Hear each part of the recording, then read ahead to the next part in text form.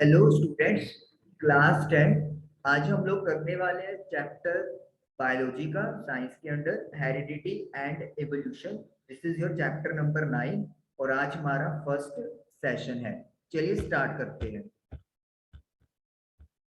Okay, heredity and evolution. We have seen that reproductive processes give rise to new individuals that are similar but subtly different.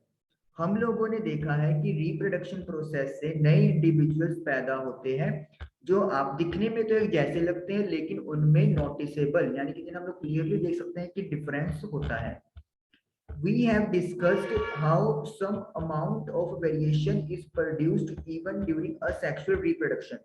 हम लोगों ने ये भी discuss किया है कि किस तरीके से असेक्सुअल रिप्रोडक्शन के टाइम पे जो वेरिएशन है वो कुछ हद तक आ जाता है। And the number of successful variations are maximized by the process of sexual reproduction. और इन वेरिएशन की नंबरिंग इंक्रीज हो सकती है अगर ये रिप्रोडक्शन का प्रोसेस सेक्सुअली यानी कि दो सेक्सेस की इन्वॉल्वमेंट से हो जाए तो। If we observe a field of sugarcane, we find very little variations among the individual plants. अगर हम लोग शुगर केन यानी कि गन्ने का खेत देखते हैं तो हमें इंडिविजुअल प्लांट्स के बीच में जो वेरिएशन मिलेगी वो बहुत कम दिखाई देती है।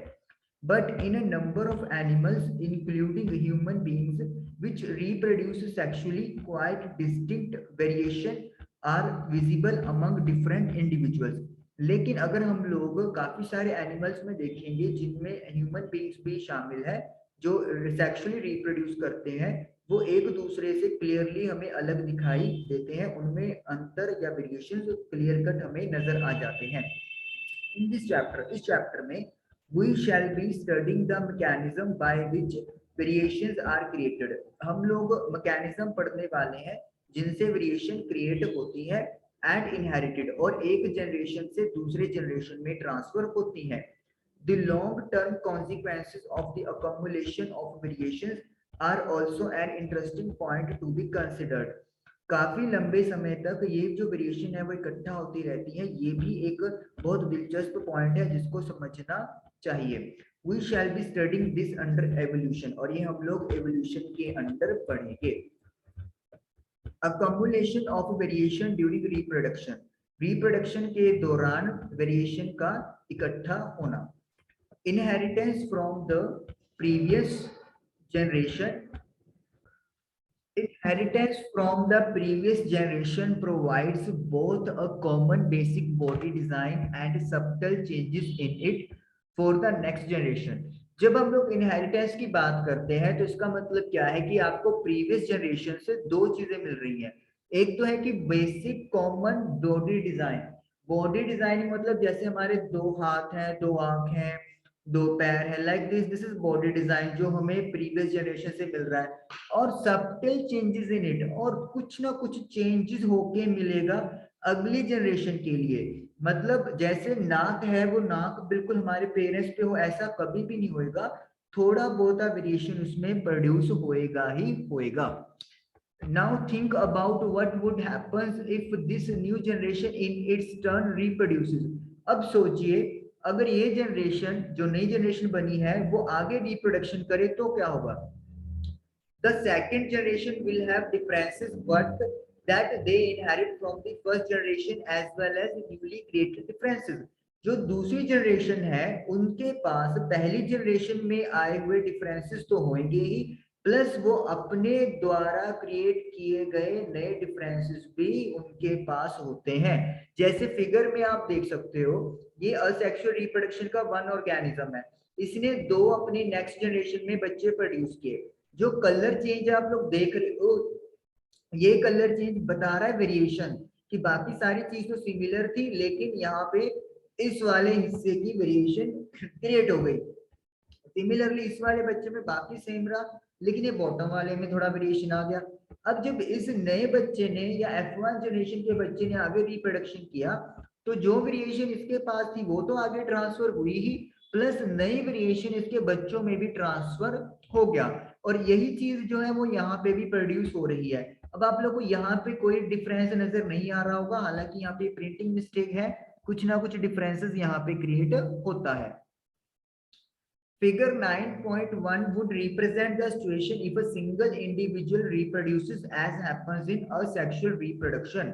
9.1 फिगर आप लोगों को दिखा रहा है कि अगर एक सिंगल इंडिविजुअल रिप्रोडक्शन करता है जैसा कि असेक्सुअल रिप्रोडक्शन में हो रहा है। If one bacterium divides, then the resultant two bacteria divide again. अगर एक बैक्टीरिया डिवाइड हो रहा है तो जिससे दो बैक्टीरिया बनेंगे वो दोबारा फिर डिवाइड होंगे। And 4 individual bacteria generate would be very similar.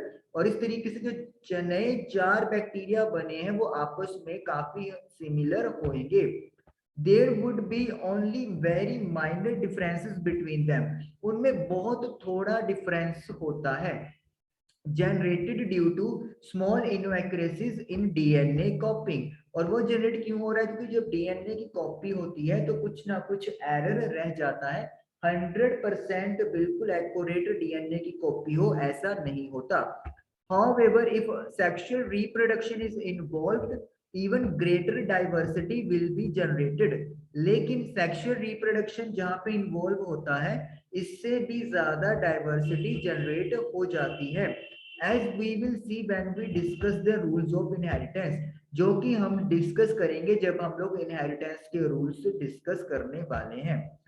Do all these variation in a species have equal chances of surviving in the environment in which they find themselves?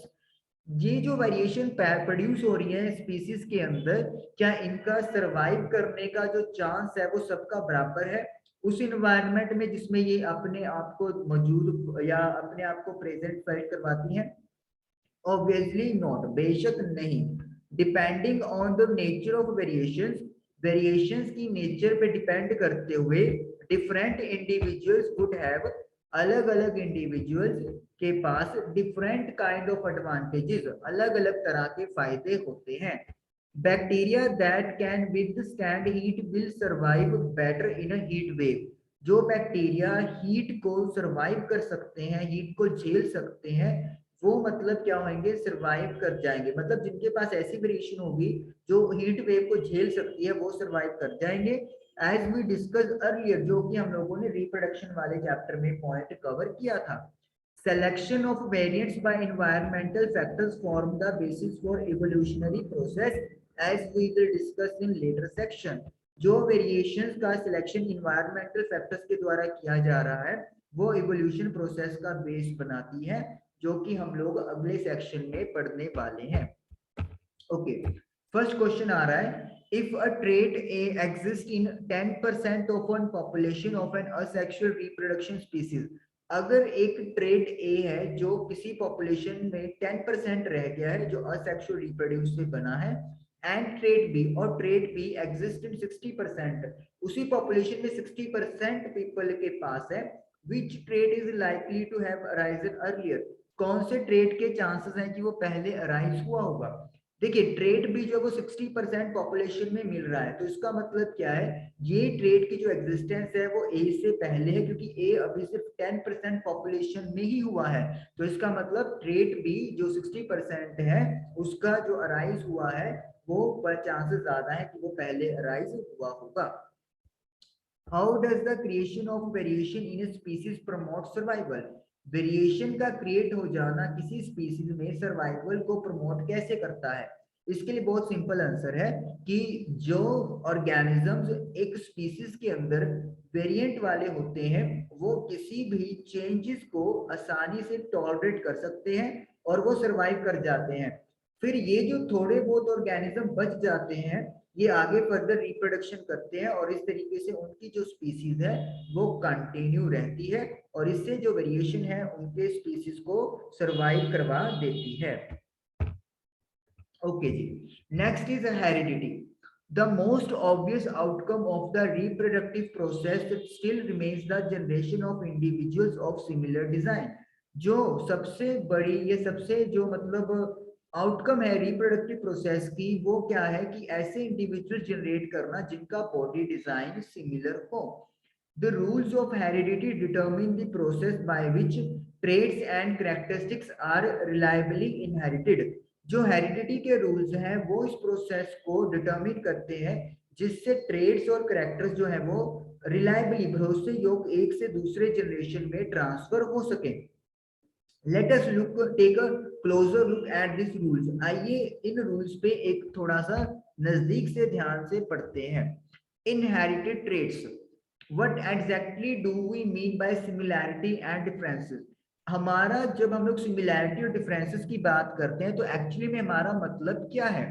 We know that a child bears all the basic features of a human being. हमें पता है एक बच्चा है जिसके पास एक human being के सारे बेसिक फीचर्स होते हैं।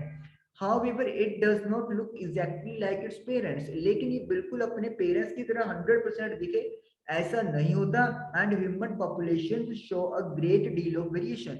और जो ह्यूमन पॉपुलेशन है वो एक बहुत ज्यादा वेरिएशन हमें शो करने को दिखती मिलती है।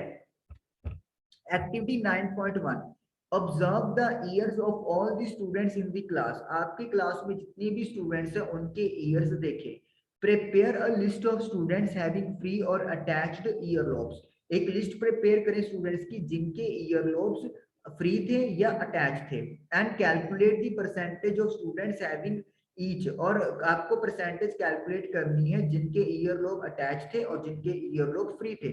ईयर लोब फ्री अटैच का मतलब क्या है, ये जो आपके कान का लोअर पार्ट होता है ये या तो आपके फेस की स्किन के साथ जुड़ा होगा जैसे कि यहाँ पे है, या फिर थोड़ा सा अलग सेपरेट होता है। तो इसी का आप लोगों ने कैलकुलेशन करके परसेंटेज निकालनी है। Find out about the year lobes of the parents of each student in the class. इसके अलावा आपने उन हर स्टूडेंट के जो क्लास में थे उनके पेरेंट्स के ईयर लॉब्स भी आप लोगों ने चेक करने हैं। correlate the earlobe type of each student with their of with that of their parents। और स्टूडेंट के ईयर लोब की मैचिंग आपने उनके पेरेंट्स के साथ कोरिलेट करनी है। Based on this evidence suggest a possible rule for the inheritance of ear lobe type. और एक आपने पॉसिबल रूल फॉर्म करना है जो कि ईयर लोब के टाइप्स का इनहेरिटेंस एक जनरेशन से दूसरे जनरेशन पे लेके जा रहा है, उसका डाटा आप लोग बना सके। तो ये था हमारे पास चैप्टर का इंट्रोडक्शन। और थोड़ा सा आपको पता चला है कि बेसिक बॉडी डिजाइन जो है वो ट्रांसफर करना है और इसमें कुछ वेरिएशन आते हैं, that is all about heredity. अब इसके रूल्स क्या है, किस तरीके से रूल्स का वर्कआउट किया गया, ये हम लोग पढ़ेंगे नेक्स्ट सेशन में। Till then goodbye and thank you for watching the video.